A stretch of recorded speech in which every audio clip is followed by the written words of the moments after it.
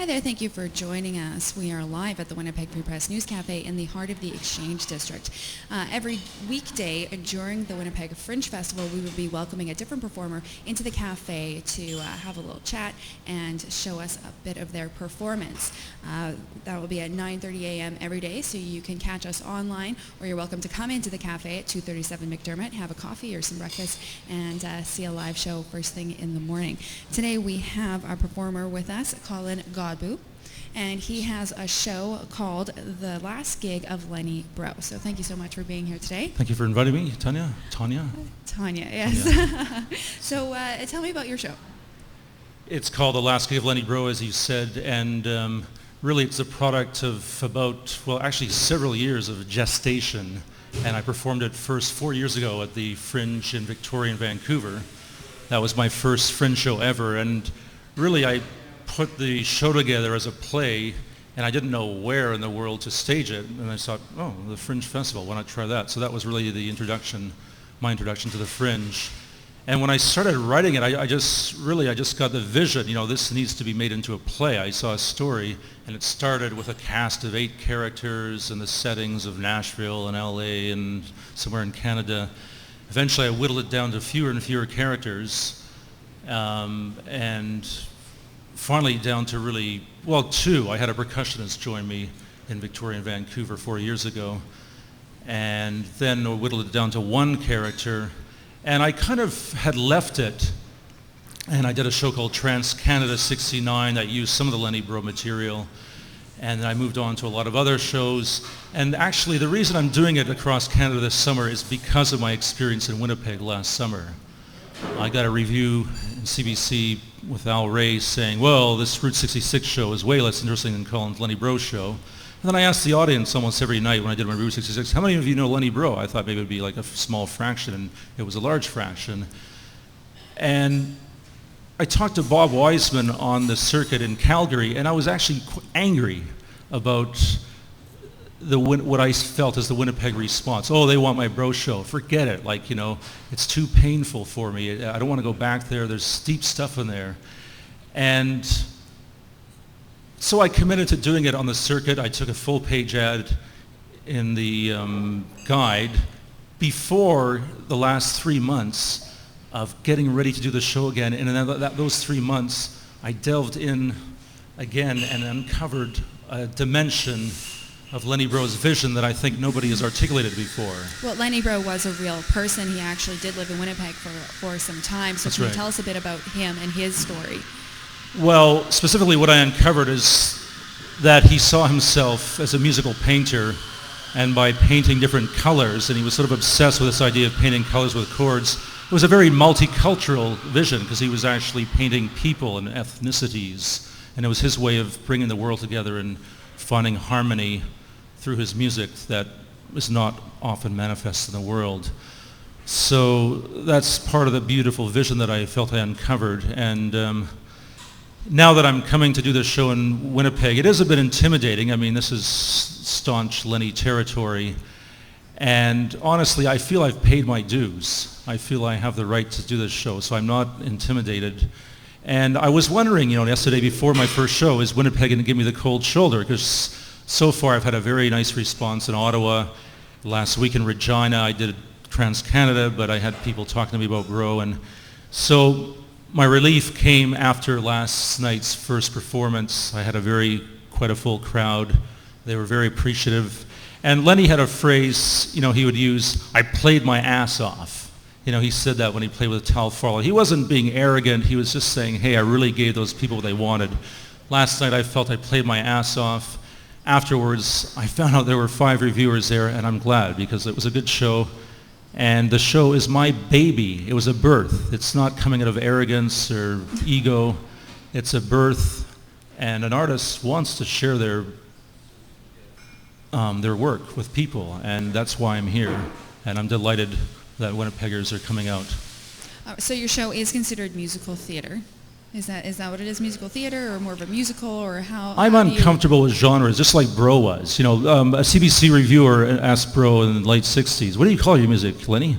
I don't know. It's kind of a hybrid of everything I play, from country and flamenco and to the Indian music that I listen to, and so on. And then he concluded, well, really, it's just music. And inspired by Bro, I call my music global guitar, because I think that's a good phrase for what he was trying to do. But what I like about the Fringe is it sort of blurs genres, and I think that's happening more and more. I was in Ottawa during the Jazz Fest. Well, you actually do have your guitar with you, and you're going to play a song for us, so do you want to tell us about the song that you're going to play? Okay, it's called 5 O'Clock Bells. It's Lenny's signature song. He wrote it in St. Boniface over the Red River here, and I think it deserves to be a signature song, as it has sort of a leitmotif of a polychord that I think gives an insight into his musical vision. So...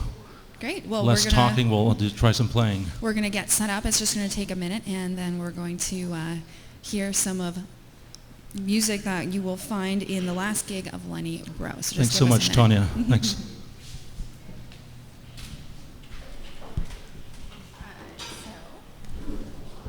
So as you see, I was getting a bit... I'm glad you steered me in.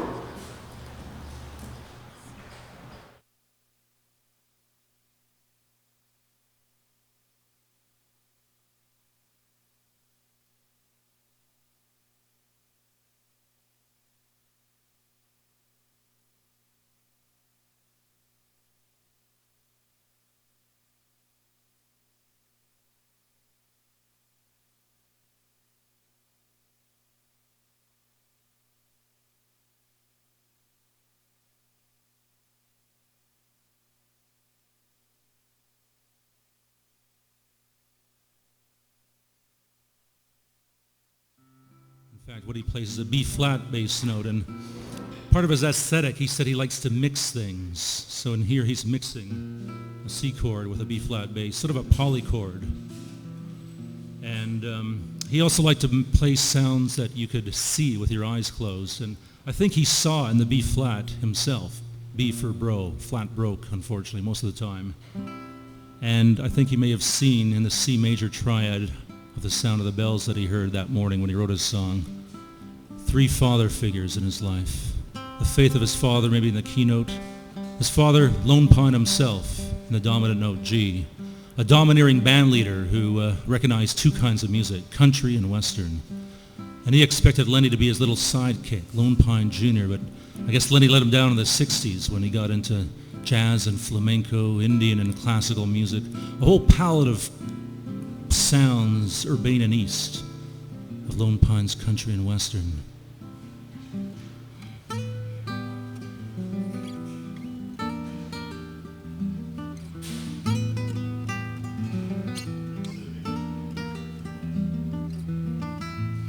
Can't sleep, it's too late now, 'cause I hear, yes I hear, the 5 o'clock bells in the morning.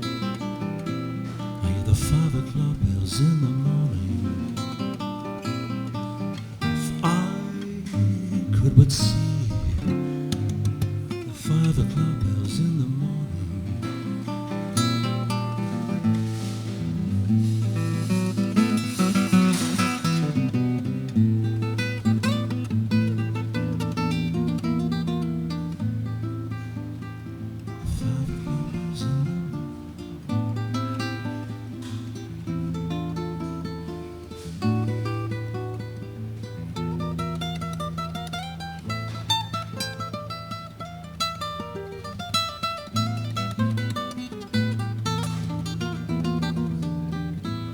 If you lend an ear, you can hear, you may hear the 5 o'clock bells in the morning.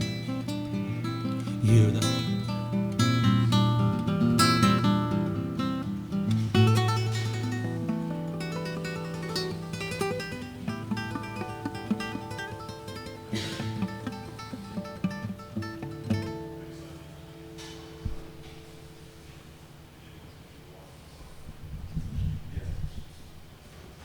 I'd like to play another song, if I have the chance.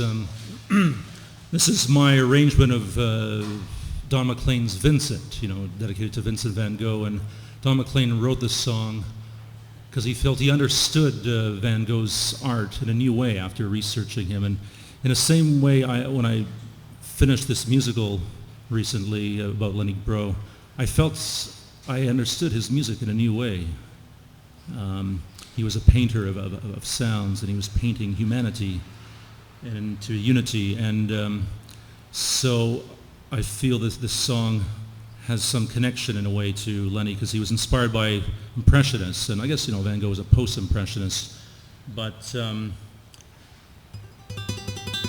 also the arrangement that I use uses a lot of harmonics, which is Lenny's sort of signature technique. And so here it goes.